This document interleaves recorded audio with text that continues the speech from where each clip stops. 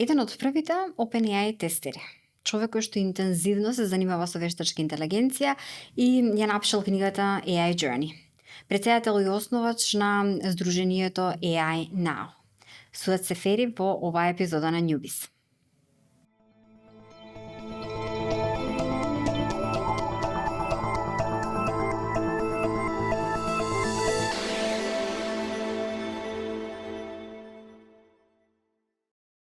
Сует, добре дојде во Newbies.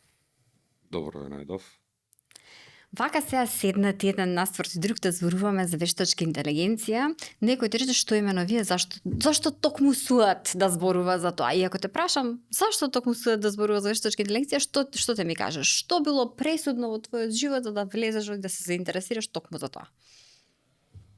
Па, првично јас сум во IT индустријата, не знам, 25 години, можда и повише. И цело време во IT индустријата до сега не се сменило ништо, мислам по-конкретно како што е вештачка интелигенција. И сум еден од првите бета тестери на OpenAI од 2021-2022, таман тогаш кога излезе. И од тогаш почнав да се занимавам со ова и на тој начин навлегов во вештачка интелигенција. Од една страна велиш долго се занимавам, од друга страна велиш навлегов, ама сега е ова многу важен момент. Заради тоа што е важен момент, реши дека треба да направиме здружение кое што ќе даде некаква поддршка на променава што се случува. Па, ние како организација се собравме, да кажеме, во подрум. Едно 5-6 души и сите 5-6 души се професионалци кои имаат искуство исто како јас по 20 и нешто. Значи, го имаме сега Джигал што е професор во Балкански универзитет. Го имаме Војан Стојковски што е главен уредник на IT.com.mk. Имаме Билјана Димовска, исто она работи за странски пазар. Александра Тодоровиќ, она е новинар што ни ја води цела комуникација и пиар. Значи, целиот концепт е, се собравме едни луѓе што имат многу големо искуство и нашата цел е, значи, да ја приближиме вештачка интелигенција до луѓето во Македонија, зашто забележавме дека цело време се зборува за вештачка интелигенција, меѓутоа или е премногу технички, или е премногу далечно и луѓето доаѓаат до нека заблуда. И сакавме да направиме нешто што ќе биде конкретно, корисно, што ќе отвори диалог како ова технологија влијае во секојдневието, не само во IT секторот, туку и во образованието, во правото, во медиумите, па наскоро и во медицината, каде што веќе почнува да функционира тоа како сегмент. Велиш заблуди, со кои заблуди се соочувате? Што е она што сакате да го разбиете преку активностите на здруженијето? Па, значи, првично сакаме да направиме некој, тоест се работи на тој бренд, не бренд awareness, туку AI awareness, каде што луѓето не треба да го користат тоа само како транслейт или како пишување на мејлови. Значи, има многу други работи и каде што може да се инвестира, пример конкретно во медицината. Значи, јас направив едно истражување со неколку снимки од, не знам, 9 месеци пациент што се лечи, за да ми даде вештачка интелигенција конкретно што треба лекарот да му даде понатака, која терапија и кои чекори треба да ги превземе лекарот. Значи, не е само да го користиме тоа само за пишување на мејлови или само за транслейт, не знам. Треба малце посериозно да го сфатиме тоа, затоа што вештачка интелигенција обично постоело одамна во светот, меѓутоа последниве години стана малце актуелна тема и сите светски компании почна да вложуваат и тоа почна, значи, да има голем раст во пазарот, а и во технологијата, каде што ова е една нова трансформација, не знам дали се сеќавате од времето на dial-up кога се конектиравте на интернет, па дојде трансформација до мобилни телефони, каде што немаме потреба веќе за dial-up. Истиот начин се развива и вештачка интелигенција, каде што луѓето сакаат, неќаат, мора да се прилагодат и да влезат во системот на вештачка интелигенција, кој што веќе се користи. Тебе лично, во која индустрија најмногу те возбудува влезот на вештачката интелигенција? Каде мислиш дека ти има најмногу примена за добро? Примена за добро, значи може да има во екологијата, може да има во global warming, значи за да наоѓа решенија како светот да се справува со глобалното затоплување, за да има некој ефект, затоа што сите што моментално придонесуваат во тоа нема некој многу голем ефект. И ако се земе малце посериозно тоа, затоа што има и други алатки, не е само ChatGPT во контекст, каде што може да придонесат за тоа. Освен тоа имаме и за медицината. Правев еден ресерч исто така во UK, кога бев со едни радиолози, и имавме снимки така од 4 години снимки, значи, моравме да направиме еден разговор со ботот, да кажеме едно 6-7 сати, затоа што треба детално секоја информација што треба да ја знае, треба да ја внесеш за да имаш конкретен фидбек за што треба да се случи понатака. Која е веројатноста дека во таков сетинг добро обучен може да замени радиолог? Исклучиво на конкретниот пример. Така, види, значи радиолозите нема да се заменат, ни работните позиции нема да се заменат. Значи вештачката интелигенција е дојдена како сојузник наш, како асистент или не знам како би го нарекол. Меѓутоа, ќе има еден мал проблем, каде што, пример да кажеме, ти си новинар и го водиш новинарството класично, како што знаеме сите. И доаѓа еден млад новинар со вештачка интелигенција, Те прошишува. Е многу подобар од тебе, реално, и тука е само таа проблематика што би можело да се случи, ако сите го кажуваат тоа дека ќе има job replacements, ова, она, нема, значи ќе има автоматизација на процеси и ќе има луѓе што се обучени со вештачка интелигенција за да бидат попродуктивни во било која компанија или сфера. Мислиш ли дека на луѓето има застрашувачка примената и се она што може да ја направи, па заради тоа чувствуваат отпор? Па, обично, значи пред да станам председател на невладината што сме отвориле сега, работев за една UK компанија исто, и таму имаше стаф од 800 до 1500 луѓе, јас бев head of department, IT department, и обично, кога јас менував нешто таму, сите се плашаа од challenge, од change. И најголемиот проблем во светот отпорноста доаѓа од стравот на што е следно. Од непознатото. Од непознатото. Тоа непознатото фактички е многу добар асистент, личен асистент, значи во животот, во работата, во секој ние веќе користиме. И новите апдейт што се на телефони од Apple, од Android, значи под автоматизам, новиот апдейт ти доаѓа, Gemini го имаш на Android, ChatGPT веќе е вклучен во iPhone, во новиот iOS. Значи мора да се прилагодиме. Сакаме, неќеме. Спомена дека не е само ChatGPT. Факт е дека, особено оние кои што малку подследуваат вести од тој свет, гледаат дека секојдневно се појавува некоја нова алатка, некоја нова примена.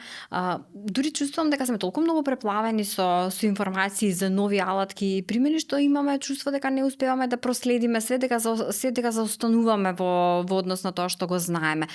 Имаш ли некаков совет за систематизација на тоа што се појавува, во смисла што да користам, што да не користам, како да проценам брзо дали ова ми е корисно или не, за да не си го губам времето учење на некоја алатка што веројатно нема ни да ми треба. Па тоа ни е една од главните цели, значи, на невладината организација што сме освоиле, за да им дадеме на луѓето некој гајд што треба најдобро и тоа што тебе ти треба да го користиш, па ако треба и да го платиш, ќе го платиш, ама знаеш дека 50% од работата ти е завршена. Има многу алатки, најголемите алатки се ChatGPT од кога се истакна како прв во пазарот, после тоа мора да има конкуренција на секаде. Microsoft се движи малце поспоро од другите, меѓутоа е многу стабилен и Microsoft е единствена платформа што ја има интегрирано цела вештачка интелигенција во системот, каде ќе дозволува да си креираш твои персонализирани агенти да правиш што ти сакаш. Сега гледам и Google го пушти тоа во употреба многу скоро пред некој ден. Истото се случува и на Google. Значи ќе дојде моментот каде што ние кога ќе бидеме веќе систематизирани, под автоматизам тоа ќе ни биде како додатен модул и ќе ни биде секојдневие. Меѓутоа, секој сака да се пробие моментално во пазарот и затоа има многу милиарда алатки. Меѓутоа, кога нешто ние сакаме да постигнеме, нормално дека треба да истражуваме. Има алатки од типот на видео граци и слики, тие се малце поспецифични, зашто не секој од овие големите ги нуди како добри алатки. И една од целите ни е тоа, значи да во зависност од кај што ќе одиме, кај што ќе одиме и кај што ќе имаме презентација. Значи во зависност од тоа ги креираме тие презентации за да видиме и објасниме што треба најдобро пример за новинарство или за било која друга сфера. Спомена презентации, тоа е една од тактиките на асоциацијата. Планирате да имате наменски презентации за различни индустрии. Како се замислени активностите? Па ние веќе имаме и веќе функционираме на тој начин. Јас присуствував на неколку настани и еве во петок сум поканет во Универзитетот во Нови Пазар, каде што исто така во име на невладината ќе имам еден мини воркшоп, исто така ќе ја презентирам и мојата книга што е прва во Балканот напишана за вештачка интелигенција и едва ја извадив на Амазон. Значи платформи се морав да станам не знам, експерт по финансии. Зошто? Амазон бараше нешто посебно? Да. И значи ние се уште сме не знам во тие малите чекори. Оверал светот е во киндергарден фаза, не е нешто сјајно. Меѓутоа ова е некоја маска каде што секој сака да продаде нешто, секој сака да прави нешто, а функционалноста ги имаат пример 3-4 компании што се недоминантни и тоа е тоа. Добре, имаме книгата на Амазон.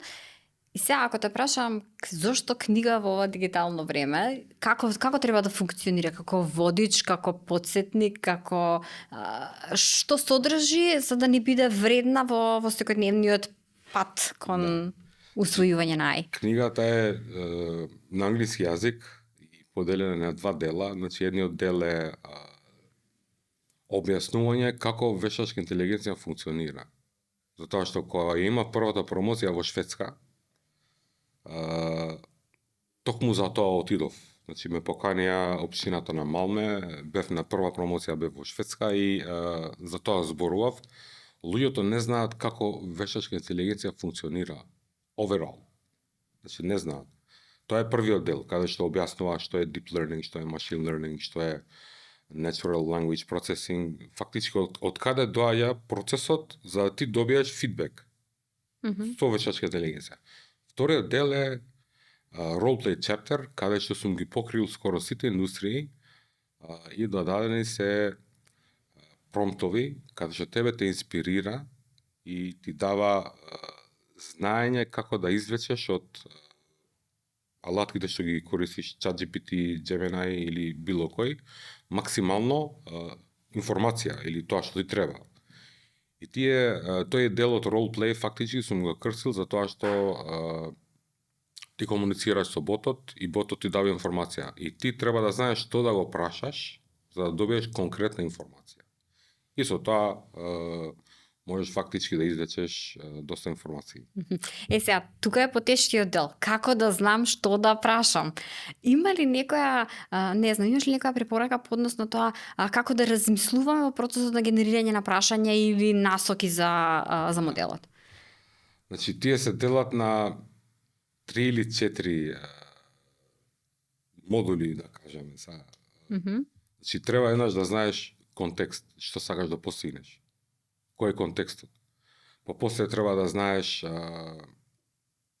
која команда да ја дадеш. Затоа што ако дадеш некоја команда, пишуваш за новинарство и даваш команда за медицина, и он ќе се збуни тука.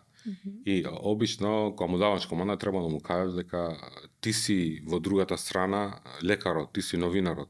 Ти си новинарот од TEDx или не знам, ти си новинарот што е најдобриот во CNN.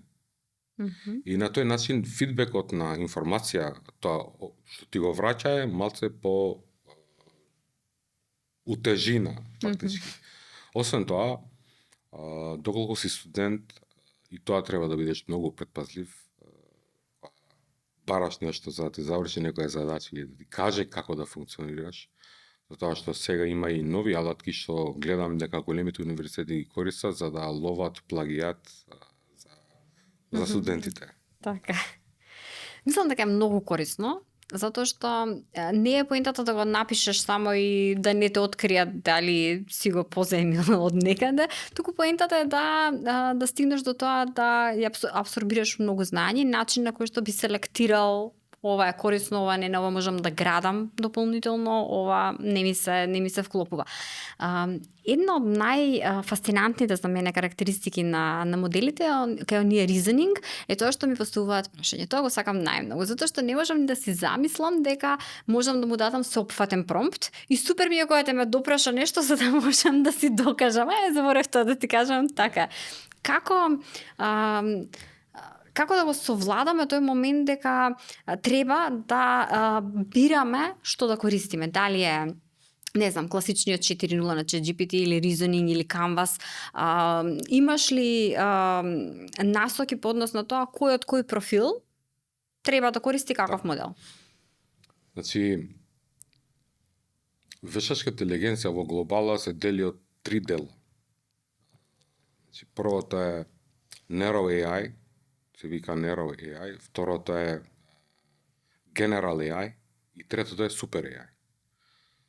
Narrow AI е фазата кај што ние се наоѓаме сега.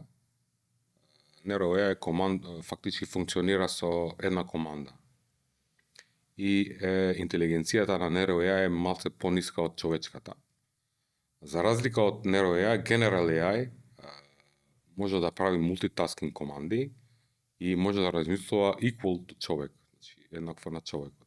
Супер AI не збориме. Да чекаме да стигне. Да. И сега Narrow AI, тоест 4.0, не 4.0, O3 мини, мислам, или O3 кога излезе, значи OpenAI ги изгради темелите за General AI. Значи со тој излез на O3. И сега ние користиме 4.0. Значи сега да кажеме цигла по цигла тоа се гради и се води кон General AI. General AI, значи како што ти кажав, даваш команда и му кажуваш резервира ми 3 хотела, дури со цените види таму попусти сакам. И на тој начин тоа ќе треба да функционира.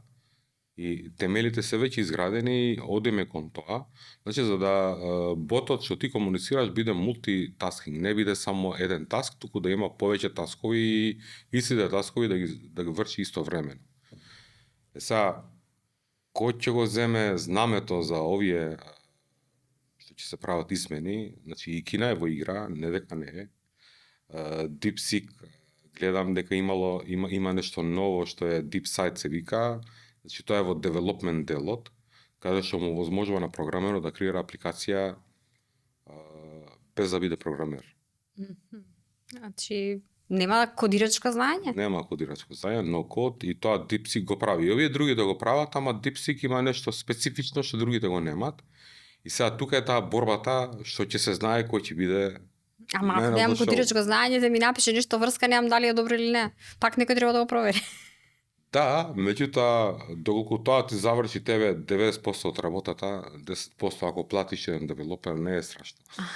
Да. Ама види, па тука се јавува една друга ситуација. Што правиме со джуниор позициите? Кој те ги расте тие джуниор позиции, кои ти им даде шанса на новите, ако не ни требаат во таа фаза? Да, значи тоа би можело да биде проблем, меѓутоа како што нагласив, овие големите компании што се малце поголеми, јас бев во таква и знам како е, значи ние секогаш им обрнуваме многу внимание на тие интершип што се јуниор, за да ги учиме, се однесуваме многу подобро со нив отколку со другите. Значи има еден таков мини протокол каде што луѓето се уште имаат емоција. Тоа е многу важно и за нас е многу важно зашто ако влегуваш ти зборуваш со ChatGPT, он ти одговара cold, без емоција. Сепак ние сме тие што треба таа моралната одговорност да ја чувствуваме сами. Се, ако влегуваме во таа моралната одговорност, во етичноста и во емоцијата, се поставува прашањето кој ги поставува етичките рамки на вештачката интелигенција, не само по однос на тоа дали е автор на тоа што го направила, дали има авторски права, дали е не знам дали сте коавтори, туку и од аспект на тоа имаше еден пример, адвокатска компанија ги става своите договори во алатка со вештачка интелигенција за да прави алатката ревизија и по извесно време, всушност не света дека во полисите, во privacy policy всушност моделов има право да ги користи тие понатаму за генерирање, се појавуваат истите нивни темплети во одговорите на други.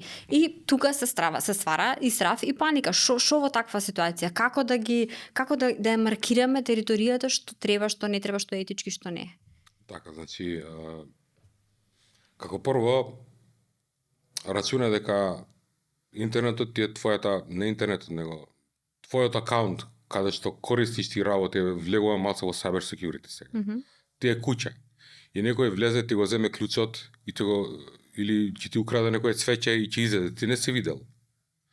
Ова функционира на тој начин каде што колку информации му пласираш ти, он ти информации ги зема и ги користи од тебе и им ги дава на другите. Зошто македонскиот некој се меша со бугарскиот? Сам сите сме виделе. Зашто во Бугарија малце повише се користи и информациите што ги има од Бугарија не ги дава на нас. По тоа ќе знаеш дека Македонија малце помалце го користи како алатка. Меѓутоа, кога излезе, нели, ова беше тренд со сликиве, цртаниве сега. Да, Ghibli. Да. Кога излезе тоа, никој не седна се запраша кај оди таа моја селфи слика. Знаеш, дали се продава негде? Дали се зачувува негде? Како се зачувува? И исто дел од програмата ни е да се однесуваме етички, да се однесуваме одговорно и да објаснуваме што е етика во вештачка интелигенција. Значи, ова е дел од тие малце подлабоки размислувања, затоа што младите генерации, они не размислуваат, се сликаат и сакаат цртана слика, толку. Не се прашува кај оди таа слика или кај оди тој документ. Затоа креиравме ние еден наш македонски LLM, каде што е open source и затоа е отворен, секој може да го користи. Моментално е со база само на Википедија. Има едно 6 гига, мислам дека база и функционира во контекст како другите ботови, само што на македонски јазик. И целта ни е тоа цело време, значи, да се развива, за да има информации во врска со Македонија. Во план е да, ако можеме да ги собереме сите јавни документи што веќе се јавни, за да ти кога ќе влезеш и бараш некој документ, под автоматизам го добиеш документот или податокот или информацијата или членовите на законот или било што, меѓутоа сето тоа е процес и нормално дека со тек на време ќе биде тоа. Тоа не е едно од визиите. Супер идеја, ова со документите особено, ако можеш да си поставиш во природен јазик прашање без да мора да размислуваш како ова правник би го кажал или кој киворд ова би го ми се појавило тоа што го барам, тоа е одлична идеја. Исто имаше една ситуација кај што прочитав дека некоја жена решила сите manuals, овие прирачниците од домашните апарати да си ги стави во GPT и во секоја ситуација кога има проблем да го праша за тој апарат што да направам ми таа сијаличка, топ идеја. ChatGPT, доколку го купиш таа купичката верзија, ти овозможува проекти и во самиот проект ти можеш да му кажеш како он да се однесува. И можеш да му прикачиш и фајлови, да кажеш имаш 50 документи, ги прикачуваш и ќе му кажеш од сега натака однесувај се вака и вака одговори. И на тој начин веќе функционираш. Затоа ти викам, значи, битно е да тоа го чувствуваме ние како нас сојузник, како наш, што ни помага, асистент.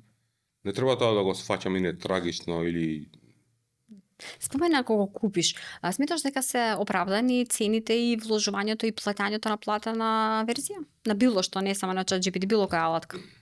Види, во Македонија, според нашиот стандард, мислам дека е малце скапо.